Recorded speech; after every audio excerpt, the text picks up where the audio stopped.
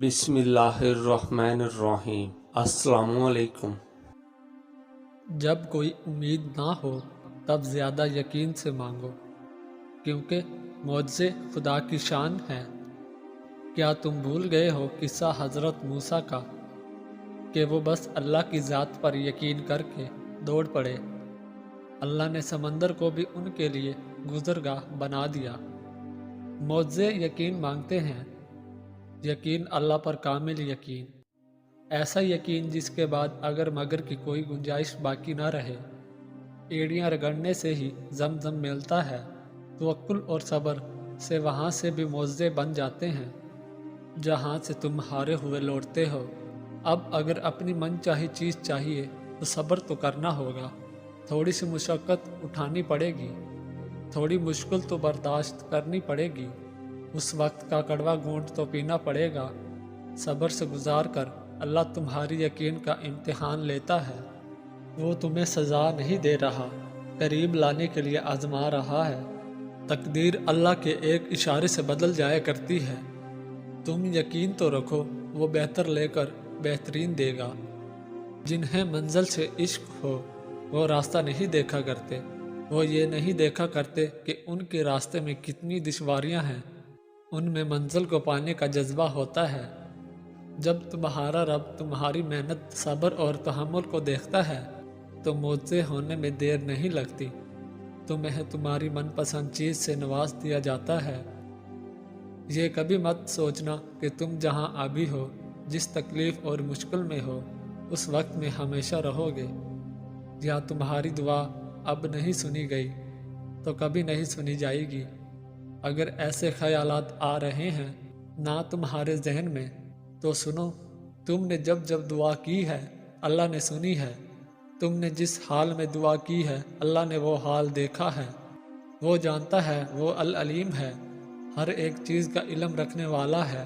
وہ رب وہ سب کچھ جانتا ہے جو تم نہیں جانتے، جس کا علم تمہیں نہیں ہے۔ تم بس ایک حد تک سوچ سکتے ہو، غیب کا علم صرف اللہ کو ہے۔ تمہارے پلک جھپکنے سے پہلے ہی کن فرما کر تمہاری زندگی کا صفحہ پلٹنے پر وہ رحیم رب قادر ہے۔ تم تو اپنی مشکل کا صرف ایک ہی حل چاہتے ہو اور وہ تمہارے سامنے ہزار راستے بنا دے گا۔ یہ جو راستے بنیں گے نا، یہ سب تمہارے توکل سے بنیں گے، تمہارے صبر سے بنیں گے۔ کامل یقین رکھو اپنے رب پر کہ اگر اس نے یہ آزمائش دی ہے تو اس سے نکالنے پر بھی قادر ہے۔ آزمائش انہی کے لیے ہے جنہیں اللہ چاہتا ہے، اور صبر بھی وہی کرتے ہیں جو اللہ کو چاہتے ہیں۔ رب فرماتا ہے، کہہ دو میرے ان بندوں سے جنہیں حالات ناممکن لگ رہے ہیں، میں ہر شے پہ قدرت رکھنے والا ہوں۔ جن ہاتھوں کو تم نے دعا میں اٹھا رکھا ہے، ان ہاتھوں میں ایک دن وہ سب ہوگا جس کے لیے تم اللہ کے سامنے گڑ گڑاتے ہو۔ پھر تم دیکھو گے اللہ تمہاری مرضی کو ہی تمہارا مقدر بنا دے گا۔ حضرت علی رضی اللہ عنہ نے فرمایا، زندگی کے 3 اصول بنا لو، اس سے ضرور معافی مانگو جسے تم چاہتے ہو، اسے کبھی مت چھوڑو جو تمہیں چاہتا ہو، اس سے کبھی کچھ نہ چھپاؤ جو تم پر اعتبار کرتا ہے۔ حضرت علی رضی اللہ عنہ نے فرمایا، جس نے تمہارے ساتھ برائی کی ہو اس کے ساتھ احسان کر کے اسے بدلہ دے دو، کیونکہ احسان بد زبانوں کی زبان بند کرتا ہے۔ حضرت علی رضی اللہ عنہ نے فرمایا، لفظ انسان کے غلام ہوتے ہیں مگر صرف بولنے سے پہلے تک، بولنے کے بعد انسان اپنے الفاظ کا غلام بن جاتا ہے۔ حضرت علی رضی اللہ عنہ نے فرمایا، زندگی میں ہمیشہ اپنے چاہنے والوں کو اپنی کمی محسوس کرواؤ، مگر یہ دوری اتنی لمبی نہ کرو کہ کوئی آپ کے بغیر جینا سیکھ لے۔ حضرت علی رضی اللہ عنہ نے فرمایا، دوست کے ساتھ اس نمک کی طرح رہو جو کھانے میں دکھائی نہیں دیتا، لیکن اگر نہ ہو تو اس کی کمی بہت محسوس ہوتی ہے۔ حضرت علی رضی اللہ عنہ نے فرمایا، جہاں آپ کی عزت نہ ہو وہاں مت جاؤ، چاہے وہاں کھانا سونے کی پلیٹ میں اور چاندی کے چمچ میں ہی کیوں نہ دیا جائے۔ حضرت علی رضی اللہ عنہ نے فرمایا، رزق کے پیچھے اپنا ایمان خراب مت کرو، کیونکہ رزق انسان کو ایسے تلاش کرتا ہے جیسے مرنے والے کو موت۔ حضرت علی رضی اللہ عنہ نے فرمایا، اگر انسان کو تکبر کے بارے میں اللہ کی ناراضگی اور سزا کا علم ہو جائے تو بندہ صرف فقیروں اور غریبوں سے ملے اور مٹی پر بیٹھا کرے۔ حضرت علی رضی وجود کے مقدر میں ماننا ہے، ذات کا وصف دینا ہے۔ کوئی عشق مانگتا ہے تو کوئی دنیا، اور جو یہ سب نہیں مانگتا وہ خواہش کا نہ ہونا مانگتا ہے۔ اگر اللہ تمہارے ذہن سے کسی چیز کا خیال نہیں نکال رہا تو وہ اس بات کا اشارہ دے رہا ہے کہ اپنی دعاؤں کا سلسلہ جاری رکھو۔ اس کے کن کہنے سے کیا کیا نہیں ہوتا۔ دعاؤں کی تقدیر بدل جاتی ہے، انسانوں کے دل بدل جاتے ہیں۔ اگر تمہارے پاس کچھ نہیں ہے اور اس رب کا ساتھ ہے تو یقین رکھو تمہارے پاس سب کچھ ہے۔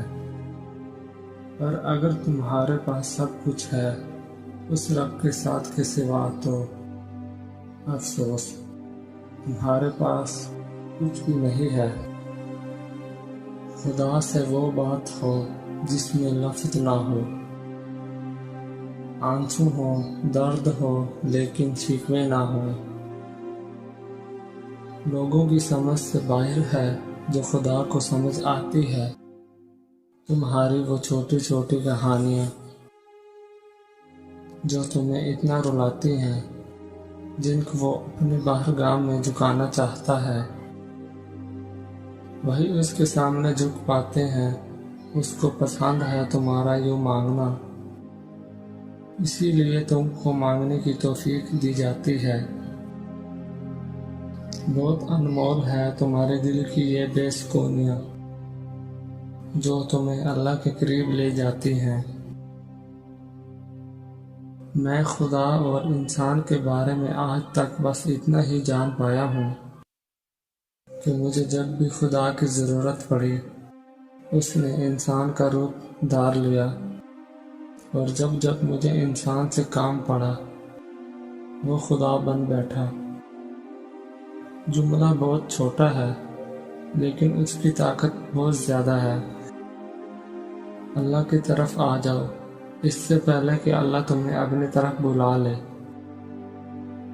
جانتے ہو محبت کیا ہے؟ وہ سارا دن ہمارے گناہ اور نافرمانیاں دیکھتا رہتا ہے اور صبح اپنے ہی فرشتوں کے ہاتھوں ہمارا رزق بھیجتا ہے۔ جو اللہ کے کاموں میں لگ جائے اللہ اس کے کاموں میں لگ جاتا ہے۔ جس دل میں اللہ کی یاد ہو وہ اللہ کا اپنا دل ہوتا ہے۔ تمہارے ارادے، تمہاری نیت اور تمہارا گمان مثبت ہونے لگا ہے تو یہ جان لو کہ یہ نشانی ظاہر کرتی ہے کہ اللہ کی مدد تمہارے ساتھ ہے اور وہ عنقریب تمہاری دعاؤں کو قبول کرنے والا ہے۔ اللہ قرآن میں اس کی نشانی دے رہا ہے، اور نفس انسانی اور اس ذات کی قسم جس نے اسے ہموار کیا، پھر اس کی نیکی اور بدی اس پر الہام کر دی۔ یقیناً فلاح پا گیا جس نے نفس کا تزکیہ کیا۔